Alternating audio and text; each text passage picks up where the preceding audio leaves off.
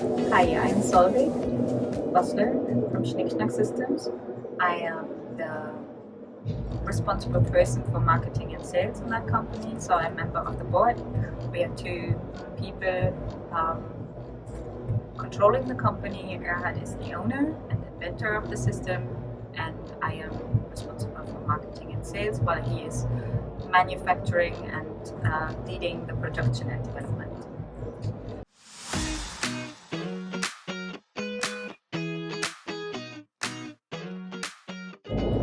Funny story. When I was doing my exams in school, I decided to not work on a daily basis like 9 to 5. I was really scared about being in an office and being a 9 to 5 person. So during school, we had those opportunities in the German agency for work. So you could do some multiple choice tests to find out what could be your profession. So it's like a recommendation system, and you go there during your last or final grades in school, and you try to find out what you want to do. And I made this test. I did not have a clue what I wanted to be, except I wanted to study veterinary, somatics for animals. But I was not smart enough for this one, so I tried to find something different, and I did not know where to go. But the test showed up two results. The one was lighting technician, and the other one was uh, making wine. And then I was like, ooh, both is like not really similar, but I figured, okay, wine, there's spiders, so now I'm doing lighting. And then, I mean, I did have a technical addiction. I do love technology, and I was willing to travel. I speak several languages, so it was definitely the way I wanted to go. And when I told my parents, I'm going to be an event technician, lighting technician, they said, you're gonna ruin your life. But, but I stick to that plan, and I made it.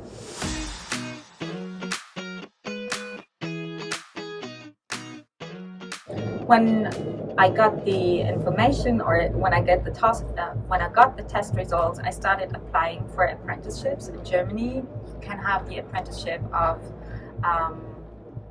event technology, and in the first years it was like you would study all of the departments like sound, video, lighting, rigging, and also electricity, to be able to support the different departments. And usually they also overlay a little bit. When you install lighting fixtures, you have to know what trussing is, and you also have to know what electricity is, and to make the connections and the dimensions of the power supplies. So I started this one. I applied very much. I have had more than 60 applications running, sent them out. At that time it was by paper, so like having those nice folders with your picture inside, things. And then one of the answers I got was, I will not get the contract because I'm a girl. I will not be able to speak foreign languages, and my knowledge of technology is too little. And I was like, okay, I made my exams in physics and mathematics, and at that time I spoke 3 languages already. So I was like, yeah, you read my application, thank you for nothing.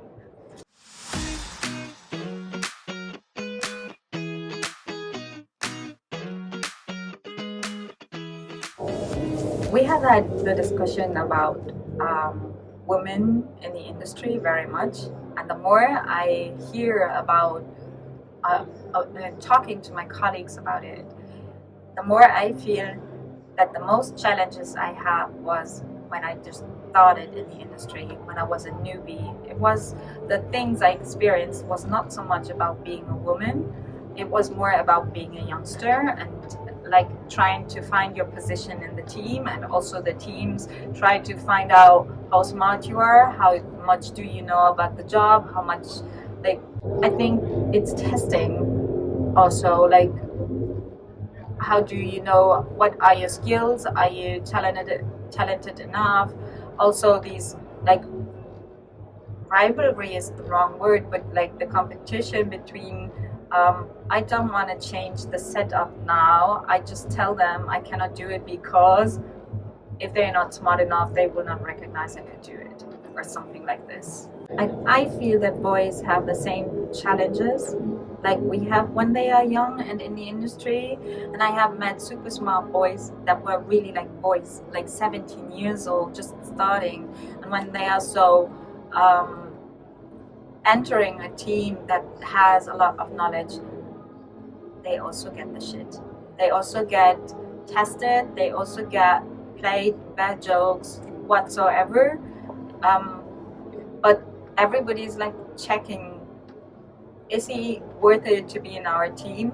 And I feel it's not only in our industry, it's like mankind, or it's human beings.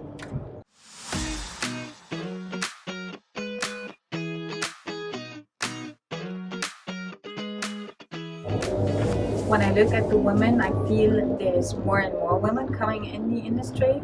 I like that very much, and I also like that there's more and more communication growing. I do not like when these improvements or these associations are too political, because in my opinion it is more frontiers, building or setting up frontiers instead of uniting. This is one thing that I like about women in lighting, because they are not excluding the boys, they are including everybody, and they try to make a connection between everybody. And sometimes when it's like, yeah, we do not get enough payment, or we do not get enough awareness, it's not about that you need more awareness or that you need more money. It's about everybody in our industry, and if you push it too hard, you will get people will step back and alienated.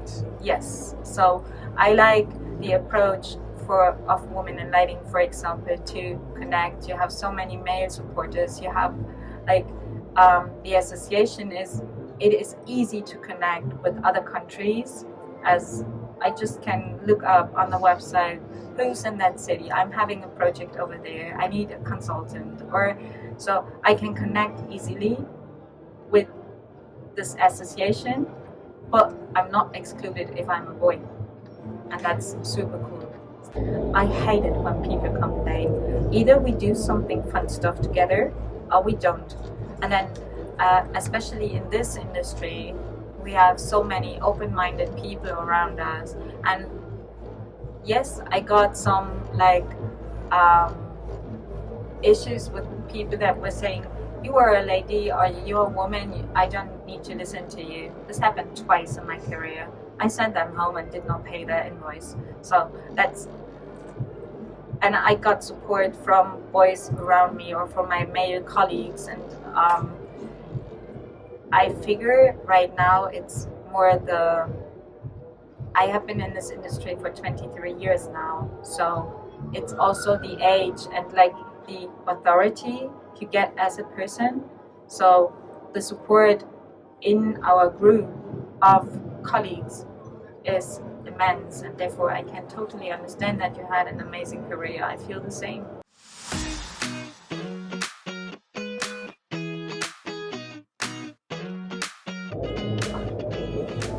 Technically, I think we do have the same opportunities. If you're smart enough, if you are able to do the job, absolutely fine. We have one thing that is the natural barrier, and that's when you get kids. So then, but that's in every industry. It's the same. I feel our industry is super tolerant, is very loyal, is in the group of people I work with. I feel that there's not a difference. So my male colleagues do not treat me any different. And I mean, I'm in a company where there's two members of the board. One is female, one is male. That's that's equal.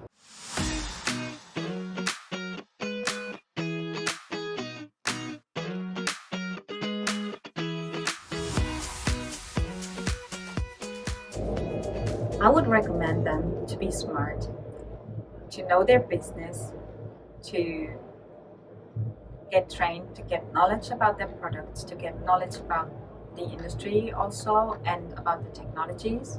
Because if you're smart, then you will make your way.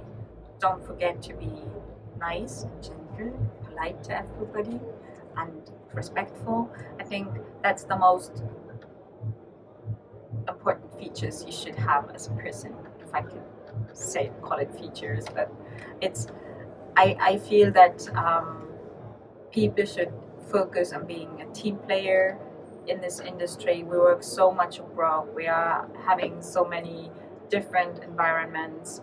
The stress level is quite high, but I feel you have so many possibilities, like different countries. I have met so many nice people in my life, some only once, but they were so inspiring and they were so enriching my life.